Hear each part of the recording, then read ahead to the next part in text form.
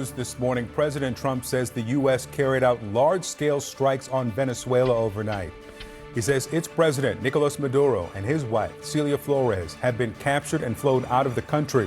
Attorney General Pam Bondi says both of them have been indicted, and in a social media post says that they will, quote, soon face the full wrath of American justice. Knocked out power and sent people running outside.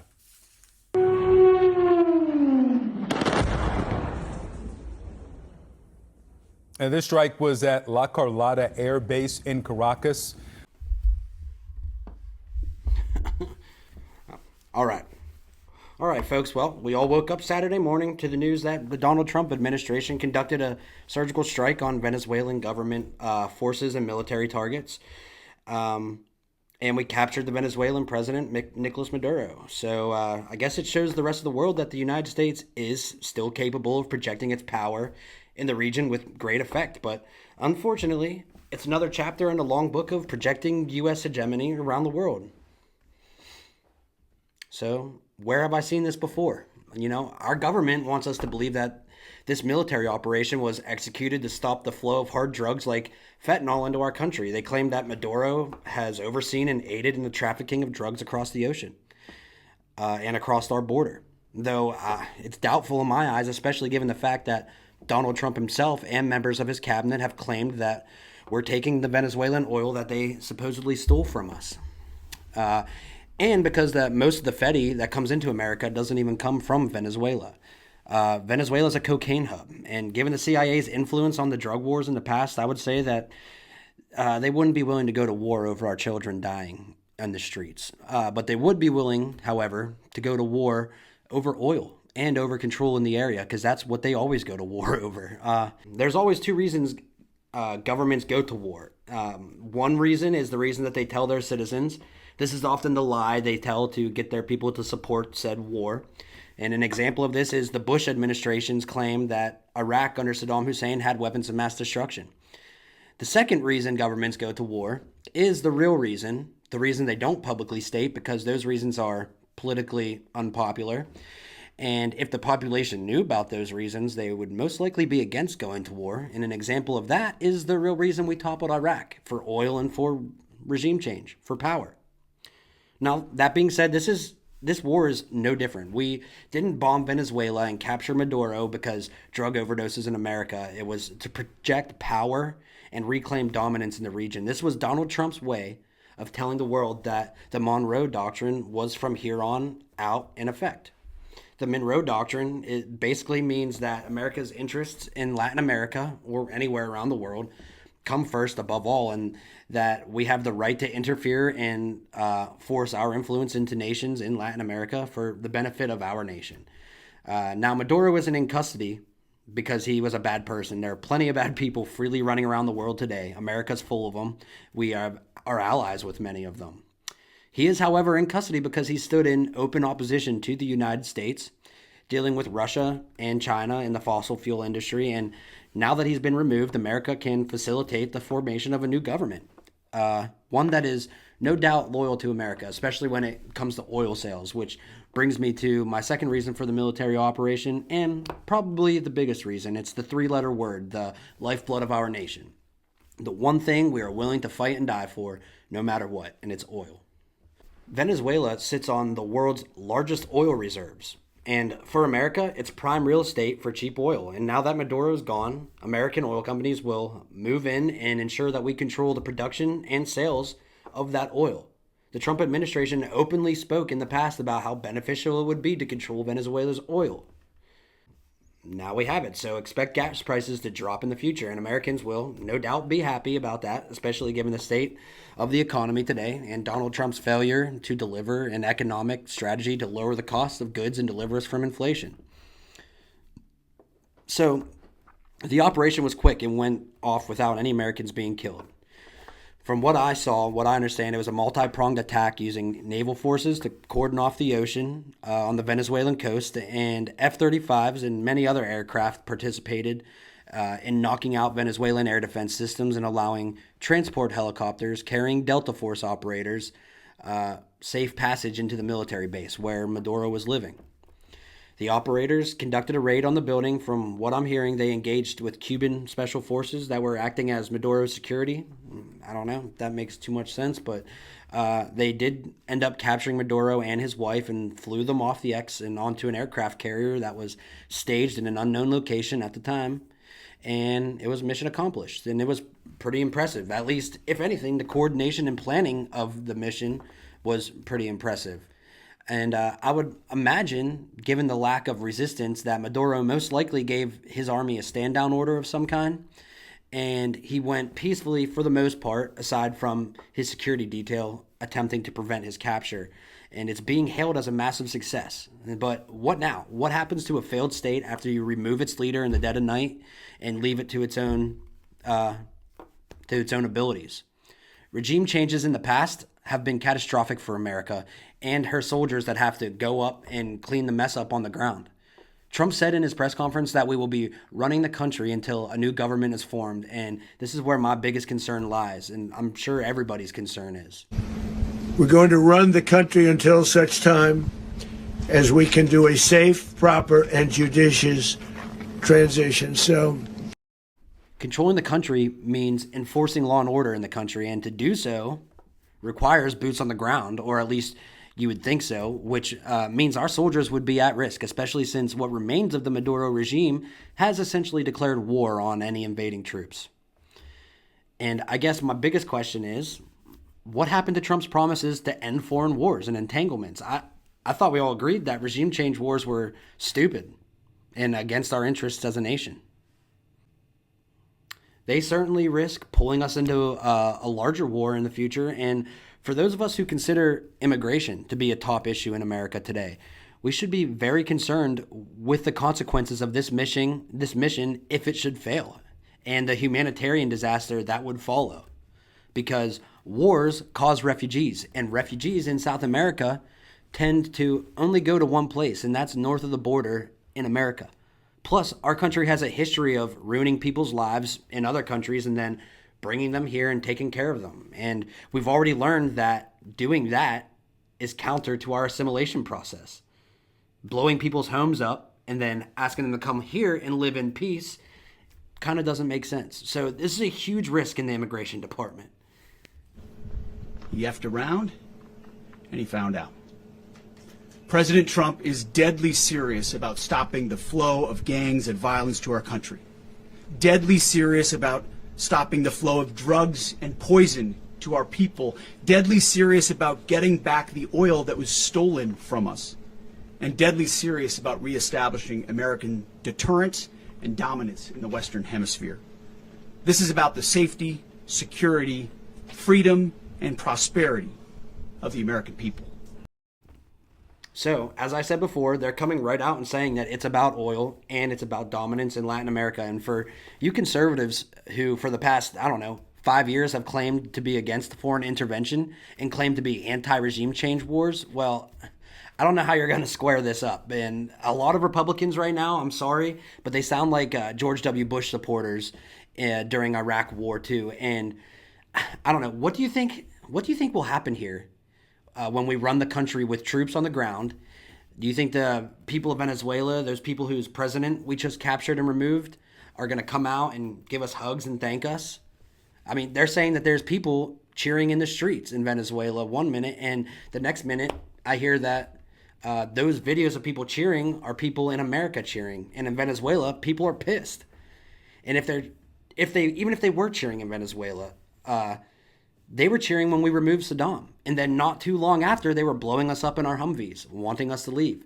They wanted us gone. And what, do you think the Trump administration is smart enough to install a new government in Venezuela and make it actually work this time? Or do you think these people will just outright reject the person that we put in power? When has this ever worked in the past? We could look at Iraq. Did that work? No.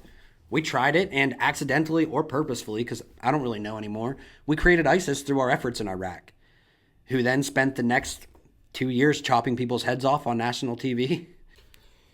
You can work at Libya. Did it work in Libya when Clinton bragged that we overthrew the government of Muammar Gaddafi, dragged him through the streets and sodomized him until he died? No, That's right. That's a failed state, and it's ran by warlords. We turned Libya, one of the richest countries in the Middle East, into one of the most dangerous failed states in the world. And they loved us so much there that they thanked us by murdering our ambassador and pushing our CIA out of the country. Okay, so what about Syria? I mean, Obama armed rebel groups to overthrow Bashar al-Assad, and how did that turn out for us? Oh, yeah, that's right. It was the largest humanitarian disaster in the world. And it turned out that a lot of those groups that we were arming turned out to be jihadi groups connected to Al-Qaeda. And now the leader of the country is a former ISIS goon. I mean, we're really terrible at this. What about Iraq? I mean, not Iraq, I'm sorry. What about Afghanistan? We spent 20 years on that regime change war and bringing democracy to the Afghan people. How did that turn out? It went terribly for us. I mean, the people we removed from power came back and took it in 2 days. The army that we propped up and trained for 20 years was defeated by the Taliban in like a week.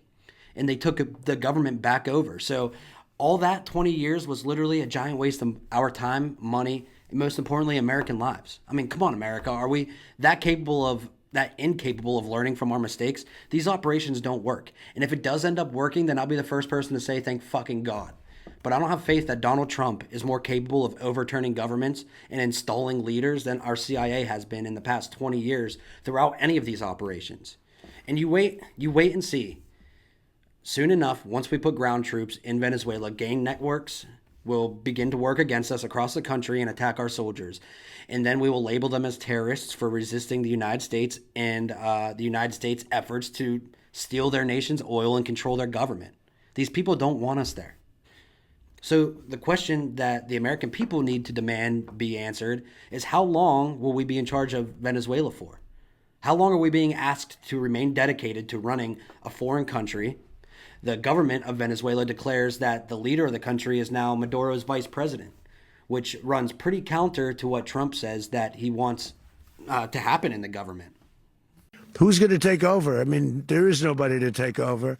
You have a vice president who's been appointed by Maduro, and right now she's the vice president, and she's, I guess, the president. She was sworn in as president just a little while ago. She had a long conversation with Marco, and she said, we'll do whatever you need. I think she was quite gracious, but she really doesn't have a choice.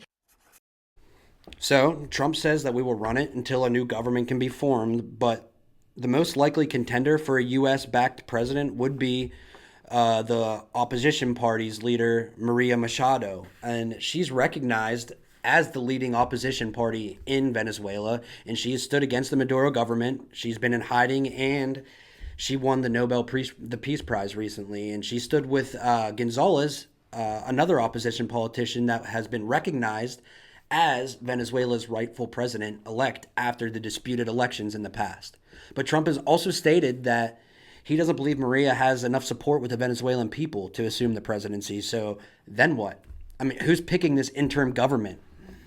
Will the Venezuelan people be allowed to have fair elections and choose their own government? Or, since the United States is already the acting strong arm in the situation, will we just install a new government of our own choosing? So think about it. Maduro was an authoritarian dictator who cast aside democracy, as they say, and acted as a strong-arm leader against his own people. So we remove him. And now, instead of Maduro being the strong arm, America's the strong arm. And it sure does sound like Trump will not be going about this the democratic way. It sounds like he's just going to handpick the person he thinks is best for the job, which translates into the person who is willing to let Trump and American diplomats do whatever they want in the region. Basically, the person who's willing to give us the best deal on oil or give us the most control over the oil is who will become president. Sounds great. And I'll be sitting here waiting to tell you that I told you so when this all falls apart. And what's worse is, when it does collapse into chaos, you'll never get an acknowledgement from Trump that it failed. You always get a spun, embellished version of whatever the hell happens. So, now I get it. Trump was the wrecking ball that conservatives wanted, or we thought he was. He's funny, and best of all, he makes the liberal media insane at every turn. And I can't say they don't deserve to look like morons, because they are, and they do. But when conservatives bought this product that is the second Trump presidency, Regime change operations were not in the item description. In fact, we were promised that the days of American troops fighting and dying in order for our politicians to play a giant game of Risk, those days were supposed to be over. And I'm still waiting for the wrecking ball. I still want a wrecking ball because Trump was not the guy to break the system or disrupt the status quo. His presidency is the embodiment of a return to the neoconservative status quo of the late 90s and early 2000s. His actions in Israel and now in Venezuela prove that he's just as willing to push this idea of the American empire and American hegemonic role as George Bush was or John McCain. This action in Latin America over the weekend is a return to the Monroe Doctrine, which again implies that American interests can be forced on any nation in the region because it is in our backyard and whatever we want belongs to us. And if you don't cooperate with us, then you'll just be taken from your house at gunpoint and find yourself sitting aboard some U.S. ship with your hands zip tied behind your back and a blindfold over your eyes, awaiting an American prison cell. Or, in most cases, you'll just be disintegrated by a drone in the sky. Now, I 100% believe in America first, and I know that this operation can be spun into an American first operation by the propagandists, and it definitely will be. They'll say that gas prices have gone way down, which they most likely will, and they'll claim that all the fetty coming out of Venezuela has been stopped, even though it mostly comes from other countries anyways. But they will say that, and I'll put money on the fact that overdose deaths in America probably won't change at all. And the numbers of citizens in the chains of addiction probably won't change either. But they'll do their best to convince us otherwise. And if this doesn't work out as planned, say, what if a resistance to our presence in the country will rise up? Will we be buried in another insurgency like in Afghanistan? Are we willing to endure another decade of meaningless war that would result in mass immigration of millions of people into our country and deaths of thousands of American lives? I guess we're going to have to just wait and see. And I mean, it's still early. I could be completely wrong about all this, but my values and my beliefs on foreign intervention are almost absolute. There's a line, but they're almost absolute. And this goes against everything the America First movement has been about. Trump is even saying that we're going to fix life for Venezuela, fix their economy and their oil market, and basically make Venezuela great again. And all I can think is, he sounds like every other failed politician in the past. And I mean, bro, come on. Our life here in America isn't the greatest. Our infrastructure is failing. Our economy sucks. You were supposed to fix that above all else. Groceries are still crazy expensive, and inflation is still a reality for many Americans. So do me a favor and focus on that before you go and save Latin America from themselves, please. And I don't know. There's a lot that is still yet to be seen. A lot of variables that come into mind whenever I hear that our president say that we're going to run another country. I didn't really cover much on the geopolitical effects of this that this has on the world. I mean, keep in mind, the world is watching. China and Russia both get oil from Venezuela. China actually had delegates in the country when our operation took place. The world is moving from globalism to regionalism, where these big powers project their power into the regions that are around their borders. They're talking about hitting Iran. Once again, it's coming into the mainstream. Israel claims that they're still a threat and still need to be dealt with. Trump has publicly stated that he's ready to hit Iran again too. So don't be surprised when more regime changes follow this one. A lot is happening. A lot of pieces are still being moved, and it seems to me that in the past 20 years, nothing has changed. We haven't learned a single lesson from our past. I feel like I'm in a time warp, and the Iraq war propaganda is once again streaming from all the government mouthpieces. All right, so while I was filming this video, I saw that there's reports out that there are factions of military groups still loyal to Maduro that are taking to the streets in armored cars, and they're showing their force to the local citizens.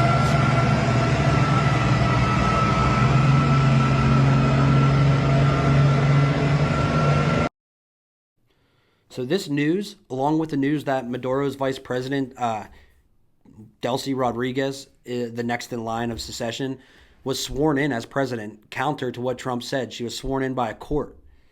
And Trump said that they were basically going to choose who the leader would be. And she seems right now to be trying to light a fire under what support she still has. And it looks like that's probably going to lead to fighting in the future. I don't know. I don't know what it will look like for her, how long the fighting will last, but Trump said that they're ready and poised to strike We again. have already seen the light, and they want to drag us back into darkness. The chains have been broken. We have already been free, and our enemies intend to enslave us again. If there's one thing that the Venezuelan people in this country are absolutely clear about, is that we will never again be slaves. All of Venezuela is mobilized, and the decree has already been signed by President Maduro, the only president of Venezuela. There's only one president in this country, and his name is Nicolas Maduro. Moros, well, Ready to stage a second and much larger attack if we need to do so. So we were prepared to do a second wave. Like I said, there will be fighting in the future. How much? Yet to be seen.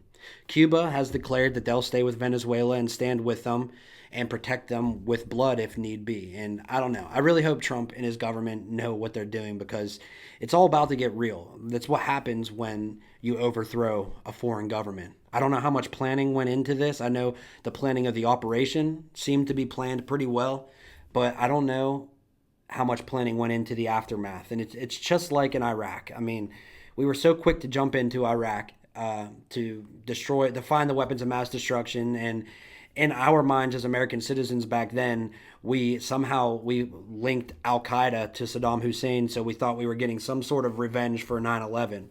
But we were so quick to jump in to Iraq that we didn't think about the days to follow. And I remember well George Bush standing on the aircraft carrier saying that the mission was accomplished. And then to follow, we had another 5 or 6 years of Americans being killed and ambushed or driving over IEDs because the Iraqi people rejected us. And a lot of foreign fighters came because they wanted to kill Americans. But we didn't think about what would come after that. And because we didn't, Obama ended up pulling us out of Iraq, which was a good thing. Nobody wanted to be there anymore. But we left behind a completely destroyed nation. We disbanded the Iraqi army when we invaded. We installed our own government that was friendly with us, and ISIS rose to power and took half of Iraq. We were forced to go back and do bombing missions and drone missions to help the Iraqi military beat ISIS. And then ISIS took advantage of the Syrian civil war next door that we also caused. So I don't know what to say. I'm tired of the regime change wars. I thought we were over this, but it seems like the saying is true. No matter who you vote for, you always get John McCain. And Donald Trump is acting a lot like the neoconservative people that the Tea Party and the modern conservative movement supposedly pushed out of power. But it seems like they still have a lot of power, and they're gripping themselves back into our political sphere. And I mean, they have a lot of power. They just overthrew a foreign sitting president. So I don't know what's in the future, but we're going to keep an eye on it. And if you stuck around for this long, I appreciate it. Thank you. Please like and subscribe. I'm Nolan. This is Nolan's Room. Thank you very much.